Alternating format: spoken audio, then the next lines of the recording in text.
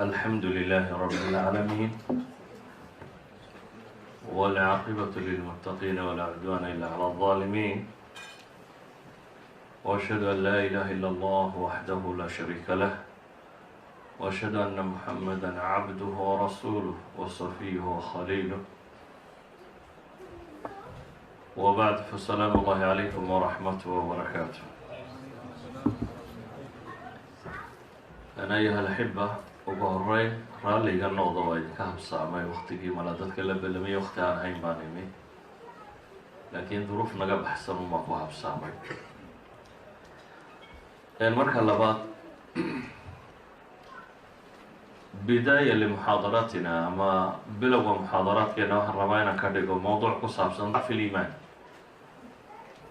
waayo dadku waxaa lay sheego laga cabanayaa dacfi akhlaaqiya ama dadkii markay dhulka gaaleed yimaadeen in milan jiro ama dhaqanku inuu sii lumayo ama diintu sii lumayso ama ay cidhiidhi gelayso ugu yaraan oo bulshada ay mashaakil la kulmayso. laakiin su-aasha isweydiin kale waxay tahay maxaa sabababa? ugu horreyn ilaahay subxaanahu wa tacaala qur-aanka wuxuu inoogu sheegay ألم تر كيف ضرب الله مثلا كلمة طيبة كشجرة طيبة أصلها ثابت وفرعها في السماء تؤتي أكلها كل حين بإذن ربها ويضرب الله الأمثال للناس لعلهم يتذكرون في سورة إبراهيم. رمضان آيادود كتيرة إلهي سبحانه وتعالى وحلي وحي إلهي تصالين كدقيا tusaalayaashu qur-aanka akthar min 40 mathal baa ku soo arooray. 40 tusaale ama mahmaahood ama shay lagu matalayaaba soo arooray. ilaahayna wuxuu leeyahy watilka alamthaalu nadribuhaa linnaasi wamaa yacqiluhaa ila alcaalimuun. waa mahmaahyaan idiin sameeyey laakiin dadka caqliga le unbaa wax ku qaato oo fahma. shay xisiya iyo shay macnawiya, yacni wax material la taaban kara ah iyo wax abstract ah, yacni wax maanka gala. ashyaada maanka gala bini aadamku hadduu hore u fahmi waayo waxaa tusaale loo siiyaa shay material oo la arki karo. yacni macallinka wax dhigaya maalan hadduu model keeno uu ku tusiyo ku yidhaahdo waa kan, isku si dadka waxay u fahmaan baa la yidhahaa qofka caqliga badan le iyo qofka caqliga yar le iyo ka intelligentka iyo ka moralka isku sibay markiiba u fahmi karaan. haddii laakiin la sharxo caag baa la yidhaahdaa biyaha lagu shubaayo furyaro lagu xidhaa buu leeyo qofba maskaxdiisa waxbuu sawiraya wixii aan u dhadhaweyn ama suuradday dadku wada helayaan isku mid noqon mayso. laakiin haddii practically loo tuso la yidhaha waa kan flas baa la yidhaha ama caag baa la yidhaha waa kan biyaha lagu shubaa caynkan, dadku markiiba way fahmaya. idan waxaa xisiga ah tusaale marka lagu bixiyo macnaheedu waxa weeyaan in la soo dhoweeyo fahamka si dadku ay wada gartaan. ilaahay subxaanahu wa tacaala qur-aanka wuxuuna leeyahay kelmadda dayibka ah, kelmadda wanaagsan, culimada waxay ku fasireen ay tahay kelimatu tawxiid laa ilaaha illa allah muxamedun rasuulullah. kelmadda dayibkii waxay la mid tahay baa ilaahay yihi geed ama geed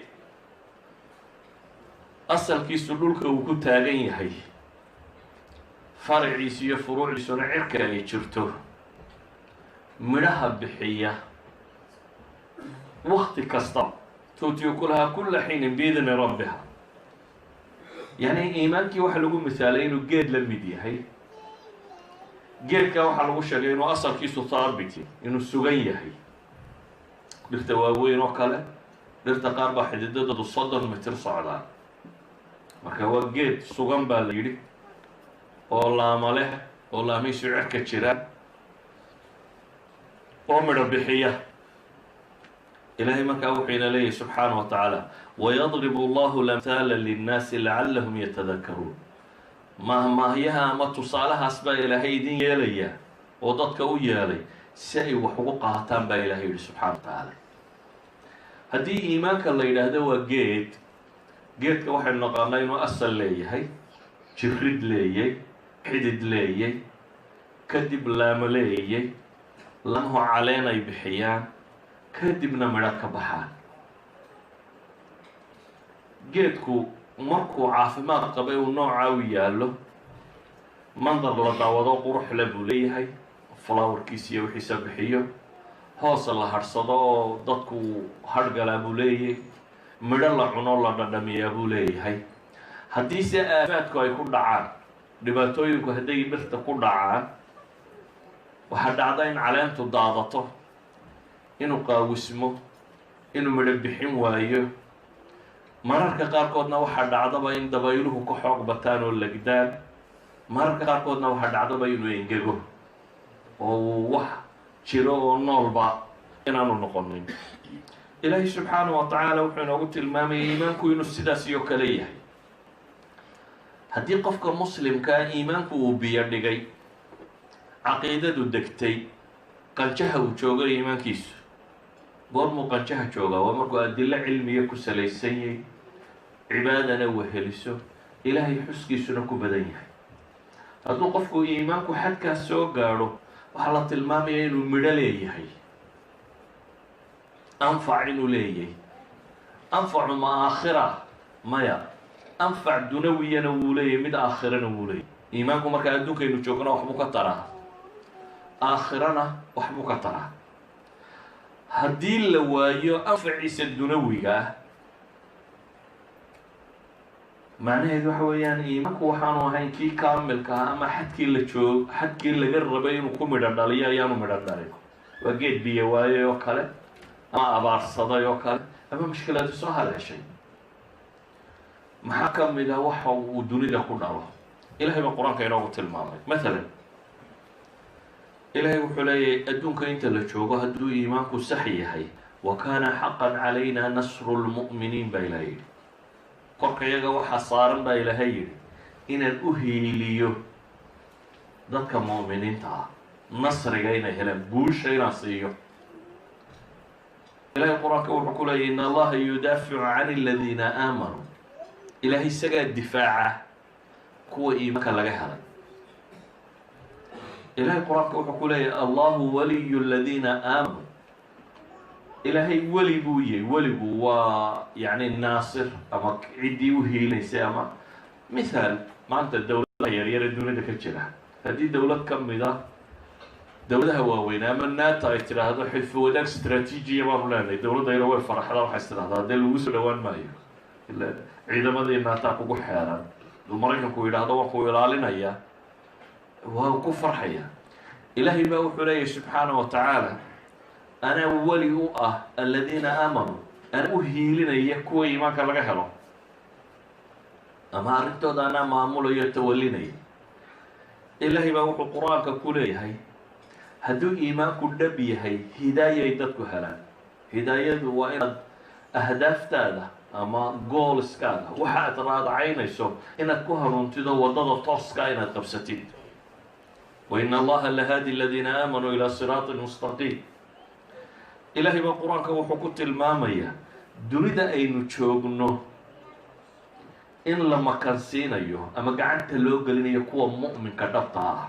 sa daraaddeed baa qur-aanku wuxuu leeyahay wacda allahu aladiina aamanuu minkum wa camiluu الصaalixaat.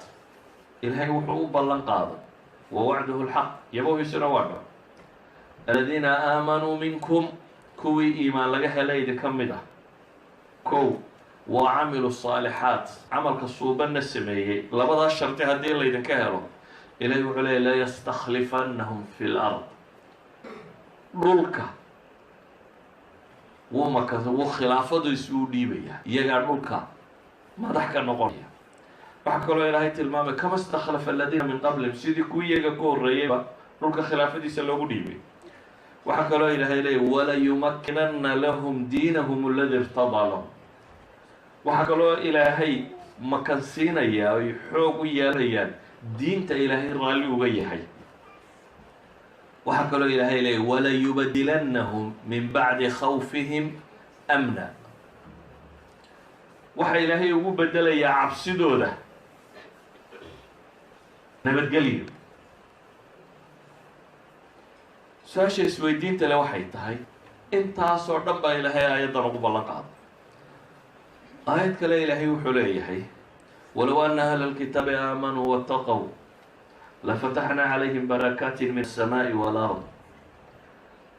dadka magaalooyinka degani baa ilaahay yidhi haddii laba shay la helo, iimaan iyo alla ka cabsi haddii laga helo, waxaan u furi lahaa baa ilaahay leeyay barakaatin min asamaa'i walard. cirka iyo dhulkaba barakada wax manfaca le ku jiraan siin lahaa baa ilaahay leeyay. wixii khayr ugu jiro ayaan cir iyo dhulba ka siin lahaa. waxaa ilaahay qur-aanka ku leeyahay sharafta iyo ciziga iyo maamuuskay leeyihin walilaahi alciza walirasuulihi walilmu'miniin. waxaa ilaahay qur-aanka ku leeyahay subxaanahu wa tacaala man camila صaalixan min dakarin aw unhaa wahuwa mu'min falanuxyiyannahu xayaatan طayiba. ciddii camal wanaagsan samaysa, rag iyo dhadig kuu doonaya ahaade, lab iyo dhadig midku raba ha ahaadee, isagoo mu'mina camalka wanaagsan sameeya, nolol fiican baa noolaynayaa adduunka inta la joogaa ilaahay tilmaamaya. adduunka inta la joogo haddaba su-aashu waxay tahay aakhiro haddii la tagana ilahay wuxuu uhi in aladiina aamanuu wacamiluu صaalixaati kaanat lahum jannaat lfirdowsi nuzula.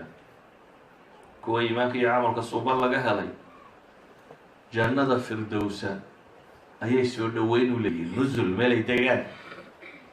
in aladiina aamanuu wacamiluu صaalixaati lahum jannaat naciim khaalidiina fiiha wacd allahi xaqa wahuwa alcaziizu alxakiim. kuwa iimaan iyo camal suuban laga helay jannooyinka lagu raaxaysta bay leeyihiin. qur-aanku saasuu sheegaya. wadciga mu'miniinta maantana muxuu sheegaya? qur-aanku saasuu sheegay. qur-aanku wuxuu leeyahay iimaanka iyo camalka saalixa haddii aad heshaan aakhiro intaan laisla gaadhin adduunka inta la joogo waxaasaa helaysaa. laakiin maanta dunida haddaynu eegno macnaheedu waxa weeyaan meeshii dad lagu dilaya waa meel muslim, meesha la cabsanaya waa meel muslim, kuwa qaxaya waa muslimiin, kuwa aan dunida magac iyo maamuuska ku lahayni waa muslimiin, kuwa laga xoog batay waa muslimiin, kuwa aan loo helini waa muslimiin. xaggee wax iska qaban laayiin marka? xaggee wax iska qaban laayiin baa umalaynaysaa? qur-aankiina waa sidan, innaga dhaqankeeniina waa sida tan. maxaa isweydaarsan? ugu horeyn in allaha laa yukhlifu lmicaad. ilaahay yaboohiisa ma beeniyo. that's one thing. qur-aanka waxaa ku sugan waa dhan, ilaahayna yaboohiisa ma beeniyo. waa mar labaad dadkii tajribeeye hore way heleen oo muslimiintu 1000 sannadood bay keligood ahaayeen. addawla alula fi lcaalam ma aha qarni iyo 2 iyo 3 maaha, 1000 years bay keligood talinayeen. 4 qarne ama 5 qarneed danbay jabeen, laakiin 1000 years saaxadana waxay ka baxeen qarnigii 20aad. 4 qarne xataa 3 qarne hore dad jiray ahaayeen, laakiin qarnigii 20aad marka la soo gaadho ayay saaxadaba ka baxeen. haddii 1000 sannadood ay ku talinayeen oo iyagoo yar, maalan saxaabadii nebigu calayhi salaatu wasalaam, maanta intan muslimka sheegatay inta ugu badani waa intii saxaabadu furatay ee ay gaadhay iyagu diinta gaadhsiiyeen.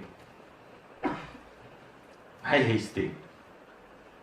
waxay ahaayeen niman reer baadiya oo carbeed oo qabaa'il isu dila, waa nabada dhexdooda oolin, oo weligood dowlad yeelanin, oo dhulkooda inta ugu fiican labada dowladood ee waaweyn ee dunida ka jira ay gumaysato. eeraanna siwaad alciraaq iyo intan oo dhan iyo yamanna eeraan baa isku haysatay. sham iyo intanna romanska ka talinayay, iyo masar iyo intaana romanska haystay. barasaabo yaroo carbeed baa jiray oo meelaha ka taliyo iyo kala raacsan labada dowladood. intan dhexe xijaas la yidhaahdo ee muslimiintu ka soo baxna lama degay ahaydba, meel aan laguba noolaan karin oo noloshu qeyr ku jirto ayay ahayd. haddana dadkii reer baadiye ahaa ee labadegaha ku noolaa ee caynkaa u noolaa ayaa mar qura isu bedelay inay noqdaan akbar quwa fil caalamka jirta. bini aadam inala mid ay ahaayeen, bini aadam inaga xoolo yar bay ahaayeen, bini aadam inaga tiro yar bay ahaayeen, bini aadam laba dowladood oo waaweyn oo dunida ka taliya ku xeeran bay ahaayeen, bini aadam laga askar badan yahay, laga hub badan yahay, laga ciidan badan yahay, laga aqoon badan yahay xataa maadiga. مثل ما أنتي مدائن قبصدين، مدائن وعاصمة دي مركب بيرشي اللغة تريجري، إيرانية اللغة تريجري. إمام الطبري وحساء رورينيا إن قرقي بغرطوية ده مركب سوق قالين خبز كميس خبز بيوي مادين يرى ماشي تعالى وحي مودين مناديل أفكال اسكامريو صحابي منديل bay moodayeen waxa uu lagu tirtirto ee wax la cunaa sidaa u jiricsan ba isma ilahay. nimankii noloshooda halkaa gaarsiisnayd dunida ka taliyeen, waxay kaga taliyeen ilaahay iyagoo hiisaka, ilaahay bay u run sheegeen, kaanuu saadiqiina maca allah, ilaahay bay u run sheegeen. haddaba ayuha alaxiba waxaan leenahay duulkii warka rabbi rumeeyey ee sidii la rabay u rumeeyey waxay gaadheen wixii rabbi u ballan qaaday. meesha markaa wax ka sii yihiin waxa weeyaan dhankeenka ka bulsho ahaan iyo ka afraad ahaanba innaga waxaa inugu dhacay dacfi iimaaniya. iimaanka iyo kalsoonida iyo caqiidadaynu ilaahay ku qabnay ayaa dadka badhna kaba luntay, badhna daciiftay, liidatay.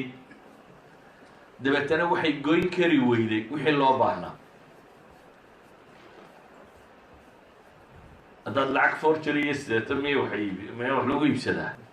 lacag dhaba haddaad sideeto si waxba lagu iibsadaa. iimaan forgery iyo waxba ma gooyo. laakiin iimaanku hadduu dhab noqdo oo uu xaqiiqa noqdo oo wixii loo baahnaa uu soo baxo, it costs, waxbay goysaa. ilaahay baa rabba la qaaday inay goynayso, kuwii la yimina way u goysay. su-aasha isweydiin le markaa waxay tahay iimaanku ayuha alaxiba waanu koraa waanu yaraadaa. iimaanku yaziid wa yanqus, waanu koraa waanu yaraadaa. iimaanku wuu koraayo wuu xoogaystaayo kamaal buu gaadhaa, qofku kamaaluliimaan buu gaadhaa. wuu daciifaayo yaraadaayo qaadhaa oo engegaa ilaa xad marka dambe uu baabaaba. qofku diin la-aantu markay ku dhacayso dee maalin qura un isma kala fireeyo.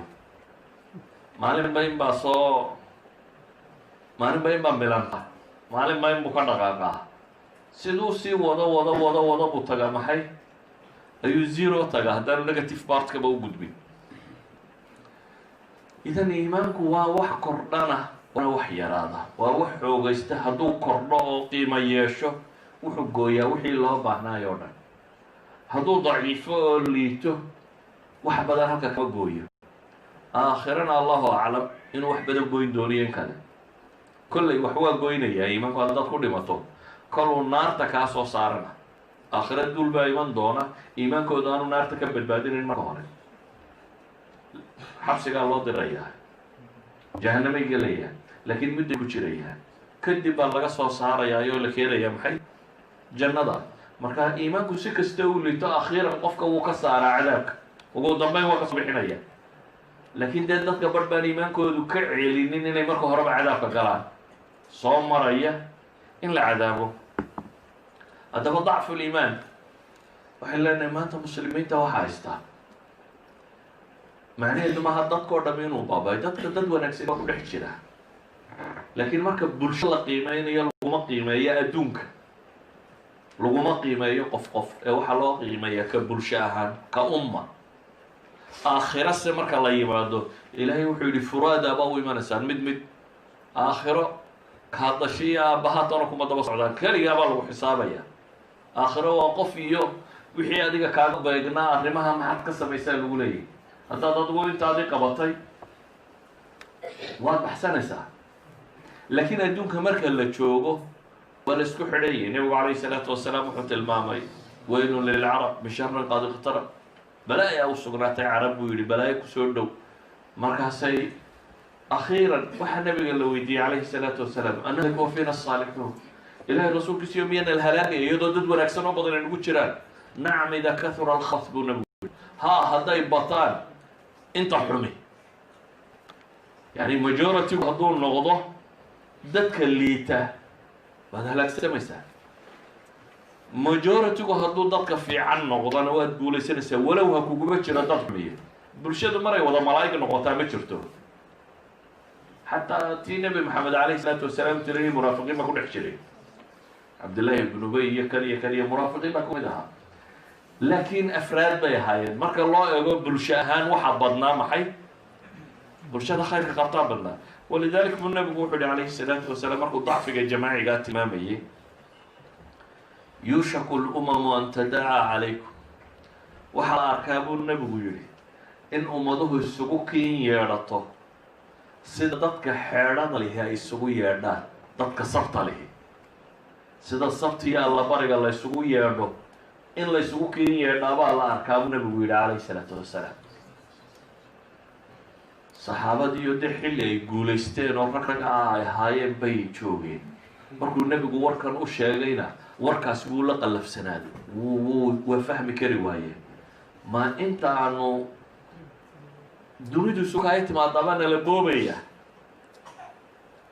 markaa iyaga caqligooda waxa suuradda qura uu siiyey waxa weeyaan, talow miyaad tiro yaraanaysaan markaa? ma intaad dadkiiyo bataan ayaa idinba wax yar noqonaysaan oo dee waxaa yar baa laydinku boobayaa. markaa waxay ku yidhahdeen ilaahay rasuulkiisiiyo min qilatin naxnu yowmaid, maalintaa miyaanu yarnay? ma tiradayadaa yar? dabeetana nabigu wuxuu ku yidhi calayhi salaatu wasalaam, bal antum yowmaidin kahiir, maya maalintaa waa badantiin buu nabigu yidhi. tiro yari ma jirto, waa badantiin. walaakinakum gusaa'un ka gusaa'i sayl buu nabigu yidhi, badnaateene daad xoortaa lama tihin buu nabigu yidhi. daad xoorta waa daadku markuu socdo xashiishka iyo xumbada iyo xoorka iyo wuxuu sido. daad xoortu wasfigeedu ama sifadeedu waxay tahay, waa waxaan meel u socon. halka biyuhu qabtaan ubay qabataa, iyadu meel gaara kuma socoto. daad xoortu waa waxaan miisaan lahayn, kama hadhi karto biyaha sidaya.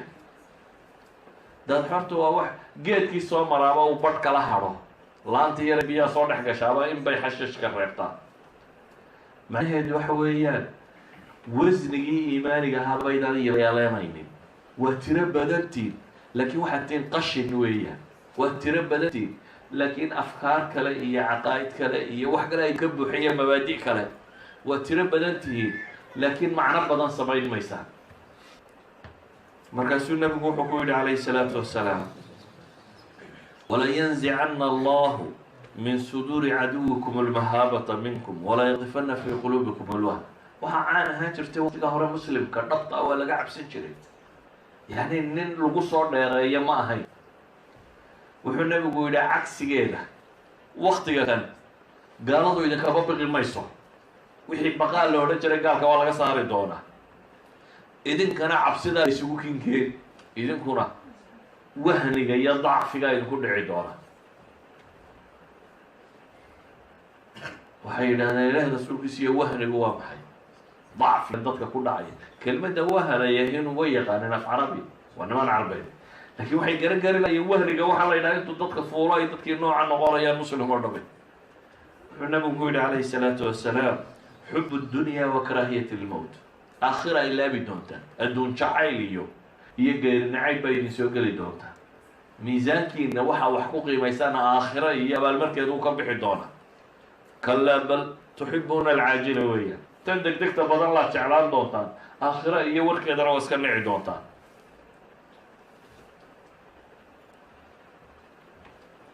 saasha isweydiinta le waxa weyaan xadiidkan uu nabigu sheegay iyo qur-aankii uu alla sheegay labaduba waa dhan. qur-aanku alla sheegay wuxuu inoo tilmaamay haddii iimaankeenu xadkaa gaadho inaynu guusha helayno. waxaanu nebigu inoo sheegay haddaynu daciifno noocan noqonana inaynu saataan noqonayno. burfursa caalamulislaami wadano yaryaro caalamulislaami ka mid a wixii dayuurad dunida joogto o dhan la isugu keenay nin waliba leeya maanaan qaaci karin. alcaalam kullu nin waliba hubkiisuu tijaabsanayaa. bal mid cusub bay warshadu soo saartay inuu hoosu dhacayo, intuu dili karayo dad, daaraha inuu dumin karayo, dhulka magoyn karaya. nin waliba wuxuu haystuu tijaabinayaa. ilaa real life baa loo baahan yahay marka wax la tijaabinayo. dunidao dhan baa isugu timo wixii dayaarad dunida joogto o dhan inta la keenaa la garaacaya. wixii hub dunida yaalo o dhan baa lagu garaacaya. waalcaalam kullu yatafaraj. iyadoo saa loo garaacayo dadku saa u garhanayaabaa waxaa la yurubna ka warramaysaa habar baa somaliland lagu dilay iyo mid soomaaliyeed baa maxaa la yidhahdaa xamar lagu gowraciyo dumarkaa lagu kufsada. hadda halkan tarabtarab baa loo lahayaa, kufsi way dhaaftay. laakiin wax kalaa laga warramayaa, waxaan jirin baa laga warramayaa. waxay lahayd khadiija bintu qinna gabadhan ka warrantaa aljazeera ayaa waxay tihi reer yurub waxay noo sheegayaan bay tihi maali dumarkaa lagu laayaa, lagu xidhxidhaa, lagu cadaabaa bay tihi. suuriyana waa lagu kufsadaa, soomaaliyana gajay u baktiyaan, ciraaqna jeelasha lagu guraa. iyana waxay nooga warramayaan bay tihi sacuudigaa liisanka u diiday dumarka. yurubna waxay ka warramayaan xorriyadii dumarkaa meel lagaga dhacayo sacuudigaa u diidaan liisanka inay dumarku qaataan. يعني قضية jirtaa maxay tahay? maanta caalamulislaami wuu jabay. wuxuu jabay gaalkaa xoog badan maaha, never, taa maaha. wuxuu jabay waxa weeyaan isagaan ahayn dadkii la rabay, isagaan mustaxaq ahayn inuu ilaahay guushiisii helo. walidaalika buu nabigu calayhi salaatu wasalaam bulsho ahaan markuu inoo tilmaamay noocaynunay ayaa waxaa la inoo tilmaamay haddana afraad ahaan qofku iimaankiisu waanu yaraadaa waanu bataa. مثلا nabigu wuxuu leeyahy calayhi الsalaatu wasalaam ina aliimaana layakhlaqu fii jawfi axadikum kamaa yakhlaqu thawb اlkhaliq. midkiin iimaanku wuxuu ugu baaliyoobaa, wuxuu ugu gaboobaa. iimaanku qalbigiisa wuxuu ugu gaboobaa sida maradu u gabowda buu nabigu yihi dushiina ugu gabowda. waxaynu wada naqaanaa shaarkaynu xidhanno haddaad iska bixin weyda maxaa dhacaya? waa gaboobaya. shaar kastoo muddo la xidhoo la maydhmaydhay aakhirka uu shaarkiisii noqon maayo. muddo markaad sidato bilicdii way ka lumaysaa, quruxdii waa lumaysaa, waa soo dildilaacayaa, kalarkaa maydhmay, wax kaluu soo baxaya oo aan ahayn shaarkii shalaytaa 100 euro lagaa siiye quruxda badnaa ee dhalaalaya waxaan ahayn buu noqonayaa. wuu gaboobay. nabigu wuxuu leeyay iimaankuna saasuu gudihiina ugu gaboobaa. waabaad qur-aan dhigatay, waabaad malcamad soo dhigatay, waabaa wadaad wax kuu soo sheegay, bere kitaab akhrisan jirtay, dabeetana halkaa timi bulsho weynta jarmal baad ka mid noqotay. waxa la cunana waxbaad ka cuntay, waxa la cabana waxbaad ka cabtay, meesha marana waxbaad ka martay, dadkaad ka mid ahaa. taa macnaheedu waxa weeyaan waxoogaagii kugu jiray way sii gaboobayaan, wuu sii maranaya, wuu sii maranayaa ilaa iyo uu imarka kaa tagada ilaa iyo aad zero gaadhin. saa daraaddeed buu nabigu wuxuu leeyay fas'alu allaha an yujadida aliimaana fii quluubikum. kow war ilaahay weydiista inuu qalbiyadiina ilaahay ku cusboonaysiiyo iimaanka. ilaahay subxaanahu wa tacaala waxaa weydiisataa. haddaba ayuha alaxiba, cumuumtii muslimiintu waa sida tan, afraaddiina waa inagaan arkaynaa. maxaynu u baahanay? waxaynu u baahanay si aynu aakhirana u badbaadno, adduunkana u badbaadno. adduunka inaad badbaaddo waxaad u baahantay inaad ilaahay ku xidhanto. aakhiro inaad badbaadiyo cadaabka weyn ka badbaadana waxaad ku baahantay inaad ilaahay ku xidhanto. adduun iyo aakhiraba ilaahay gacantiisay ku jiraan. ma cid kalaa dunida iska leh. biyadihi lmulku wahuwa calaa kulli shayin qadiir. cirkan iyo dhulkan iyo samadan iyo aadanaha dhammaantood ilaahay baa leh, isagaana maamula. waxaa laynooga baahayay markaa bini aadamka laba shay baa lumiya. xanuunka ku dhaco dhan waa laba: ima shubha wa ima shahwa. الشبهات في العقيدة قف وحو الرميسنا شكي كقلو شبهات الله شيغو واحد دين كيسا لغو شكي قلنا يالله شيغو أما شهوات نفس نفطه ووحي دون يسلو سيدايا وحلا ينو شيغي جنة ضربا ليلي مكاره وحيابا نفطه أي كهاتا قوة قاسا من استدال يرقى النمو النمو يوباهنتي نار تربا ليلي وحا نفطه جعشا لقوة قارا deetana waxa la yidhi waa laydin itixaamaya waa laydin eegaya lagumana qarin haddaad naftaada controli kartidna baa lagu yidhi you will win waad guulaysan haddaad controli kari weydo zimaamul amr hoggaankeeda haddaanu gacantaada ku jirinna you will lose laakiin guushan iyo guuldarradan intay isu jiraan midna waa guuldarro abadiya midna waa guul abadiya وقول درا أبدي هذا ناركو كمرتد وقول أبدي هذا دون كنا حياة طيبة كتشرتد آخرنا أهد بادد هذا والله هذا مرض بير بيالي ودنا ده إني الله هذا مرض مت بيالي كوبر مدينة ما بقول لي كشبهات قاعد قف الدين تيسألك شكل السياح ما أقول لي وهي حافظك وحكتانا مسلم باي هذا ذكر مسلم بوها ابتكار مسلم بوها مقالة دولة مسلم باي 100 سوالي أديكو تشوفه ولقى مغاشة واحد النبي محمد إنه النبي مع ضي كرسة بعد مغاشة ما إلى هنا الجريء هنا وتشيلين مع ضي كرسة وحكوا لها 100 مغاشة ما هو هذا كله ما مسلمها ده توصلت نشيو ما هي نحدا برشة نحدا كتير ما هي هل كان سه يتسالي شيو Soomaaliya joogtay waxoogaa waa jirjireen dad xumaha qaar sameeya laakiin calaamad sameeya la yidhaha ninka hebel waa nin xun waayo war waa khamriyaan dadkoo dhan waxay odhan jireen hebel waa khamriyaan waa nin xun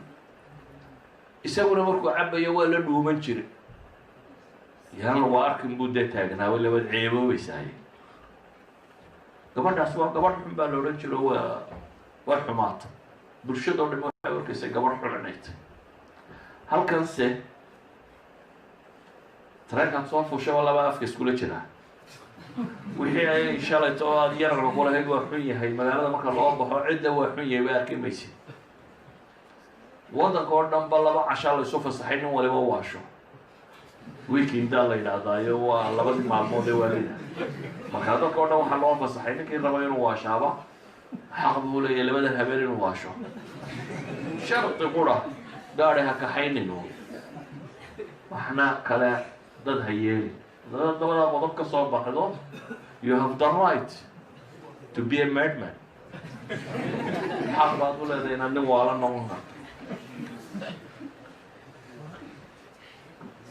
duruufaadkaasaa timaadeen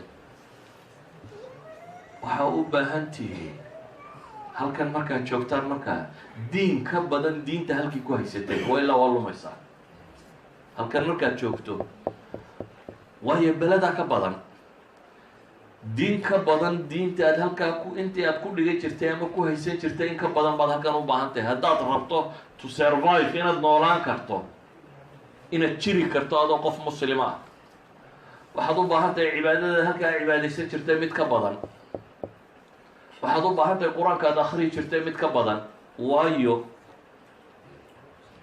dee maradaada haddii nijaas yari meel kaaga duushana waxaa laga yaabaa cagadan nuskeed inay kaa maydhi karto soo maha kor iyo kale haddaad nijaasowdo ka war dee laba baaldi wax ka yar ku maydhi maaya macaga maaha yani dee caagadi ku nadiifi kari mayso ilan kor iyo kal baad xun tahay haddaad timi wadciga caynkana waxaa u baahan tiri inaad dib u fakertaan aakhiradiina iyo adduunkiinaba inaad dib uga fakertaan kow inaad dib u fakertid iimaankaaga dhistid mas'aladu maaha inaanay mas'aladani adilo lahayn ilahay jiritaankiisu balaayiin min aladilla bala trillions bay leedahay waayo makhluuq oo dhan baa adilo u ah waxaynu arkayno o dhami waa min mafcuulaat illah waa wixii creationkii ilaahay abuuray nebi maxamed inuu nebi yahay aalaaf min aladilla baa la hayaa inuu rasuul nebiya yahay oo xaqa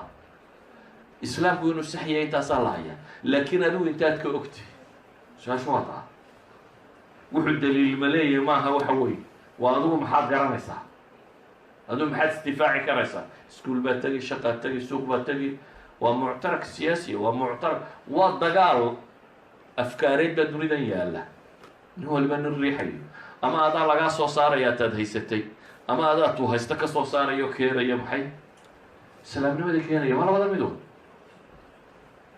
idan ayuha alaxiba ilahay wuxuu ina leeyahay inama almu'minuuna aladiina aamanuu biاllahi warasuulihi huma lam yartaabuu mu'minka dhabta ay waxa weeyaan baa ilahay yidhi aladiina aamanuu biاllahi warasuulih waa kuwa rumaysan alle iyo rasuulkiisiibaa rumaysan kow huma lam yartaabuu aan shakinin baa ilahay yidhi subxaanaه wa tacaala aan shaki soo gelin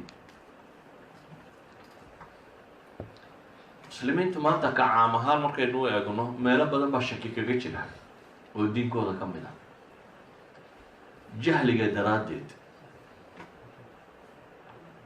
waayo maanta waxaa laga yaabaa muslimiintu inay isweydiinayso maaha intiina halkan tima qura inta xaggii joogtaa haddaynu dhahno ilaahay kitaabkiisa ba lagu liibaanaya mise lagu liibaani maayo dee su-aal baa ka taagan socagaa maaha haddaad tidhaha kitaabka ilahay ma laysku xukumi karaya mise layskuma xukumi karayo shareecada ilahay ma la qaadan karaya mise la qaadan kari maayo waxaa laga yaabaa siyaasiyiinteena iyo dad waaweyne inay yidhaahdaan oday soomaaliyeed baa waxaa la yidhi sheekooyinkay soomaalidu sheegto inaanu dhalay buu xoolo badan uga bixiyey gabadh dabeetana inankii baa dhintay reerkiina dee xoolihii qaatay iyo yaradkii intuu igu yidhi aniga waa dumaalaya gabadha waxaa la yidhi war ma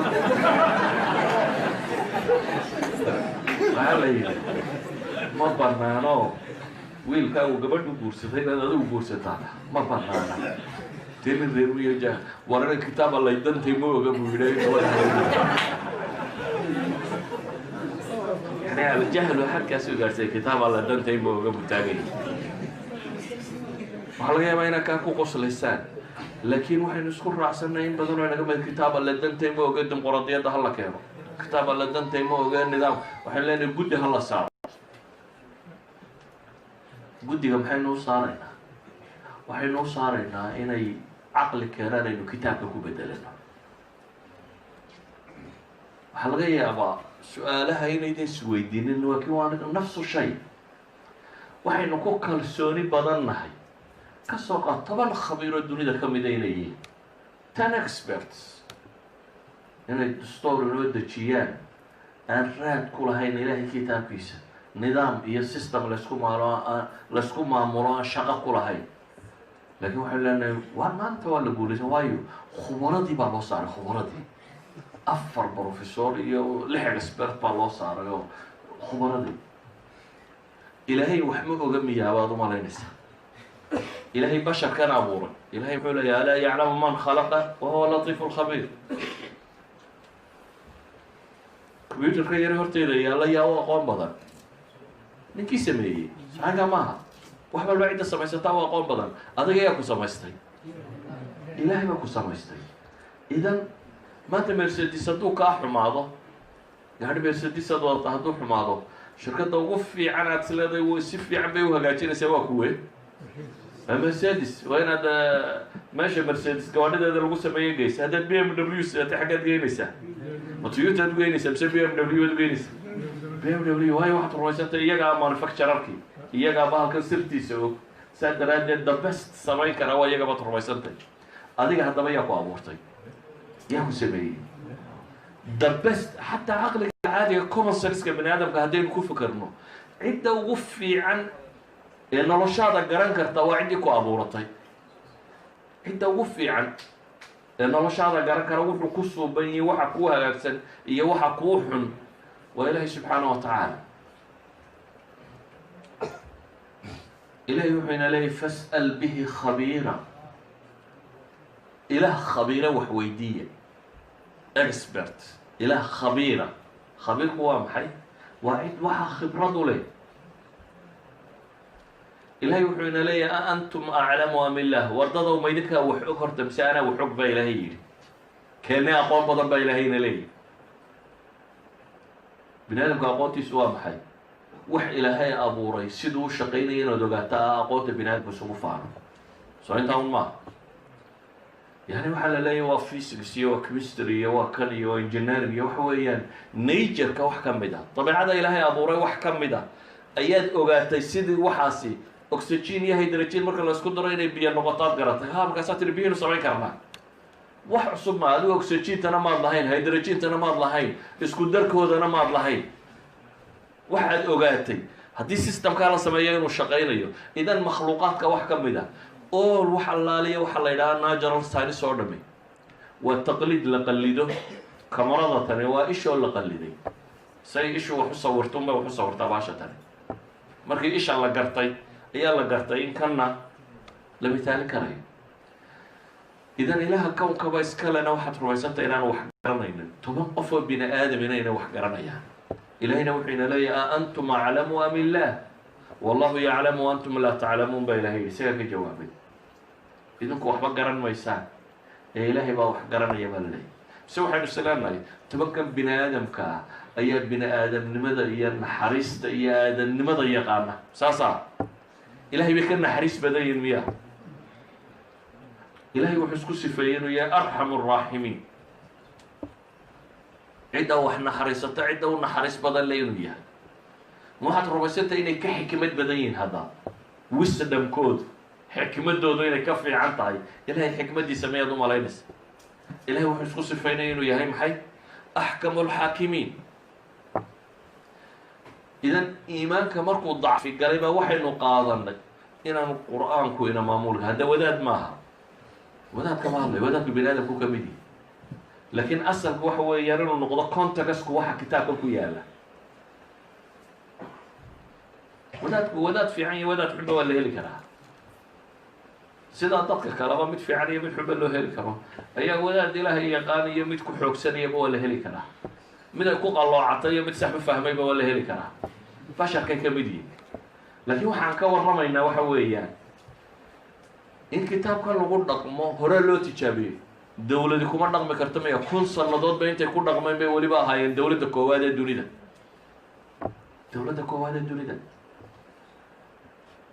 idan inagoo wadanadeennii joogna ayaa diinteena shaki naga galay oo caqaaidii ay noqotay waxyaabo ka mid ah inaynu ka takhalusno caamadu shakigaasi ma qabaan laakiin inta wax qorqortay baa shakigani galay عامضو شكل كامل طبعا لكن غير ميجا إيه عامل هذي اللي نقدر إلهي بعينك كله واقبليا من مركا وانت عقل يوسف اللي تلا كتاب اللي تنتي مو يعني عامل عادي واقبليا شو مركا واحد أيها الأحبة وحاول بهنتي إن عقائدي ندبوا النقطان why you believe حاضر رميسنت إلهي نوشلو حاضر رميسنت إنه نبي محمد نبيه محاضر رميسنت القرآن كله كتابك إلهي محاضر رميسنت إنه جنة جرتو محاضر رميسنت إنه النار جرتو أنتوا بقى الدلة إليه مد علمية هي مد قرآنية مد ساينسية everything بإليه لكن هدانت برنن دي وحبك موجود هدانت برنن واحد كان على عين سينان وحبك تشيري إذا وحلنا عقائد مرمى قال لي شك هل كان يتوقتانا laydin oran maayo waxaasi ma jiraan laakiin just a question su'aal baa lagu weydiin doonaa lagaagabana jawaabaya su-aalahaasi waxay keenayaan aakhirka inaad shakido ardayga inaga iskuulka gala waxaa la odhanayaa maxay iyo muslimiintu xorriyadda dumarka may rumaysan yihiin haasaa laga yaabaa tirada de ha waa ilaahay baa qarayo qur-aan ku taala haddaa maxaa gabadhana nin kunaa waa 4 dumar u guursadaa gabadhana 4 nin loogu diiday deetana waa iskaga kaa tegaya هذا سؤال أول قام هراء ومال مقال ده جوابنا وقرر ميسي ما الجواب ما لها بقى ما كتب الله قرأ هذه المسألة واحدة هبا كتب الله قرأ لكن هذا قد هراء ومال بعدين هذا نكو مجرته سهذا ردد وانا ترى والله حقوق البني آدم كمالا مسلم كمال مكا قنعيا هل ورد دونا muslimiinta intay maxkamad dadka taagaan bay qof baa dil lagu xukumaya bini aadamnimadana in dadka la dilo maaha maalin walba adiga su-aal baa lagu weydiin doonaa su-aashana jawaab ma haysid jawaabtu kitaabkan boardka lahaynin dhexda yaalla halkaa saarsaara bay ku jirtaa laakiin no one isku dayay waxay yidhahdaan qur-aanku waa kitaabka dunida ugu akhriska badan leh ee loogu fahamka daran yahay haddana waa baryaba waa la akriyaa dee misaa dunida maanta muslim tukadaa soo dad badan maaha qof kastoo tukadaa soo faataxa iyo qur-aan kale ma akrinin kitaab maalin kasta intaasoo dad ay akridaa dunida ma yaallo walaa bible laku dhaho kitaab waa baryaba intaasoo bini aadam intay usoo fadhiisato ay akridaa ma jiro qur-aanka mooyaane laakiin inta akrida in misaa faatixada macnaheeda taqaana soo faatixada ma wada akridaan yaa fasiri karaa marka haddaan idin idhaho yaa garanaya faatixada macnaheeda kullu yomna waxa laga yaaba inaad salaad kasta tukanaysay ilaahay baad maalin kasta la hadlaysay waxaad kula hadlaysayna baad garanayay ilan qofka muuminka markuu istaago ilaahay buu la hadlayaa ilaahay abuurtay ilaahayna wuu kuu jawaabaya haddana waxaad kula hadlaysa garan maysid waxbaad weydiisanaysaa waxbaad u sheegaysaa waxbaad kula hadlaysaa wixiina garan maysid idan mashkiladdu maaha inaan jawaabaa lahaynin mashkiladdu waxa weeyaan diinkaynu ka fogaana waynu durugna dhowr qarnaynu sii soconno sii durkayna waxaynu u baahanay renewal waxaynu u baahanay inaynu dib u cusboonaysiino waxaa u baahantahy in caqaa'idiina inaad dib u cusboonaysiisa waxaad muslim u tahay inaad baratid waxaad ilaahay u rumaysantay inaad baratid waxaad qur-aanku kitaabkii alle kuugu yahay inaad baratid waxaa nebi maxamed rasuulkaagu yahay calayhi salaatu wasalaam inaad baratid ka labaad waa camal saalixa qur-aanku wuxuu inooga baahan yahay camal saalixa camal saalixi waa dhaqan iyo diin acmaasha saalixi way kala weyntay arkaanta ugu weyn salaad soon zako innaga salaadeenu maanta waxay ku jirtaa maxay qiira qiire badhna dadka way tukadaan badhna ma tukadaan su-aal qur-aanku weydiiyo shaqadiisa imse qof baa ka habsaama intii aad shaqaynaysa imse maalmood baad habsaanta yacni maalin aada xanuunsatay ama balaayo kale ku qabsatay ama jam intaad gashay aad kuwii shaqada la hadasho tina waa soo socda gabadha ay xanibtay oo jidkaa kusoo jira saaka maaha imse maalmood baad salaad subax ka seexatay maxaa u dhexeeya inaad shanta kacdo ama lixda kacdid iyo inaad toddobada kacdid maxaa u dhexeeya 1 hour saaka maaha 1 hour-kani waa sidaad u seexataa buu ku xidhan yihi markaad shaqo leedahay afarta gelaysid waxaad sii seexataa maxay fiidkaad sii seexataa 3 mobile waad buuxsataa wadayku hore aad ka dheelalowdo sanadka labaad uga dheeraleed laakiin salaada subax intaa ma u samaysaa yani waxa weeyaan salaada iyo shaqada iyaba kugu agtaada qiimo badan salaada waxay kuula muuqataa minorkiis waxyaabaa iska fududa insha allah barigaa tukada duhurkaan raacin doonaa baad leedahay shaqadu laakiin dee ila ninkii gaaladuu kusoo eriyayahay waa inaad excuse iyadu ma leh idan nolosha waxaynu taaganay waxa weeyaan wardiinkeenu qiimuhu inala leeyahay agteena waa qur-aanka laakiin ilaahay markuu inala hadlayo matalan salaada waxaa layna yidhi haddaad dagaalka ku jirtaan oo salaada ay soo gasho jamc ku tukadaa laynoo sheegay haddaba dagaal baa lagu jira markaasaa la sheegay jamcu sidii u kala tukan doono haddaad wax eriyeysa baa lagu yidhi dagaal baad ku jirtaa ciidankii baad jabay oo ad eryanaysaa adoo eriyanaya tukaa lagu yidhi oo xabadda ridaya hadday salaadu soo gasha baa lagu yidhi iyadoo lagu eriyanayana tuko iyadoo lagu eriyayo waa laydin jabiyo waa yaacaysaa salaaddii laakiin way soo gashay adoo ordayaad hadda tukanaysaa idan waxaa la yidhi wakti ay ka haraysa ama ma jirto nebi maxamed markay naftu ka baxaysay calayhi salaatu wasalaam ee uu hadlayay erayadu muslimiinta uu ku yidhi ugu dambeeyey waxay ahaayeen assalaa assalaa wamaa malakat iimaanukum waroy salaad salaad iyo dadka gacantiina ku jira shaqaalaha diina assalaa iyo wamaa malakat aymaanikum waa waxay naftu kaga baxday nebi maxamed calayhi isalaatu wasalaam waa wixii u dambeeyey u kasii dardaarmo laakiin innaga agteenna maxay ka tahay qiimaheedu intuu jooga idan wax walba waynu qiimo dille iimaankii qiimo badan ma leh diinka barashadiisii qiimo ma leh acmaashiisii waxaa ugu horeysay salaad baa sidaa u liidata zaka ku xigtay xaj baa ku xigay soom baa ku xigay waxba intaa wixii ka baxsan ee diin ahaana xalaal lahaa ee xaaraan lahaa soomaaliya markaad joogtay doofaarku muxuu ku lahaa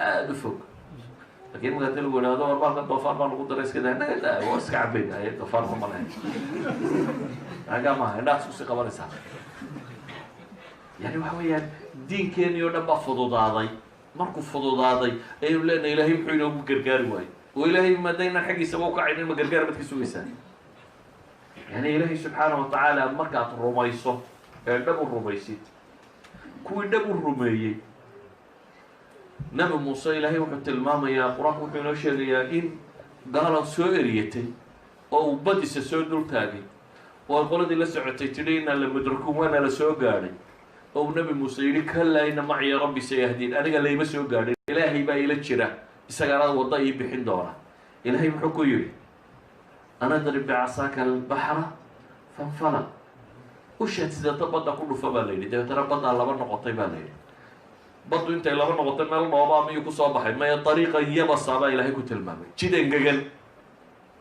waayo baddanna ilaahay isagaa lahaa fircoonna isagaa lahaa muusena isagaa lahaa muuse markuu raacayna baddaa loo kala jeexa dadkii ilaahay rumeeyey nebi yuunus baa ilaahay qur-aanka inoogaga warramaya oo kalluun liqay oo badda kalluun ku liqay oo haddana laga soo saaro badda la keenay xeebta la keenay yani ilaahay raaci maayo guushiisana waan doonayaa hadduu guushaysiin waayana waan cabanayaa dee hadeerayala socon mayso waxaynu u baahanay markaa tajdiid liimaan dariskaan rabo inaynu ka wada hadalla waxa weeyaan waan iimaankan inaynu cusboonaysiino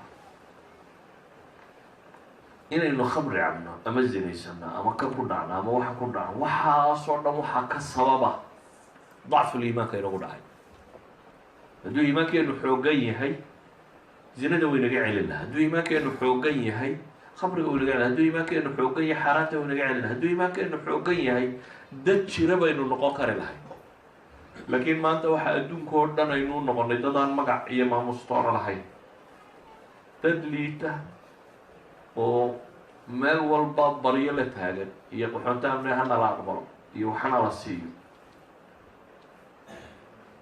waxay naga dhigay ma aha wax kaloo dhan waxa weeyaan waxaynu ka tagnay wixii rabbi inoo soo dejiyey ayuha alaxiba waxaan jeclay inaynu waktiyada soo socda haddii aan la yidhaha si xooggan uga wada hadallo markaas see baa iimaankani u xoogoobaya see bay u dhici kartaa markaa inaad zine iyo khamri iyo baabkan ka bixi kartid see bay u dhici kartaa in iimaankaagu yaqiintaadu ay gaadhi karto inaad rabbigaa kalsooni ku qabtid inaad rumaysatid inaad alqadaa walqadar rumaysatid see bay u dhici kartaa inaad rajayso inaad aakhira badbaaddo ilaa adduunka haddaad badbaadi weydo aakhirana shakay leedahay markaa hadduu iimaankaagu adduunka wax tari kari waayo aakhirana armuu waxba goyn kari waaya idan waxaynu u baahannahay inaynu dib isugu noqono oo qof waliba gaarkiisa uu fakaro ninka baac mushtarka ahi habeen kasta waxaa laga yaabaa inuu xidho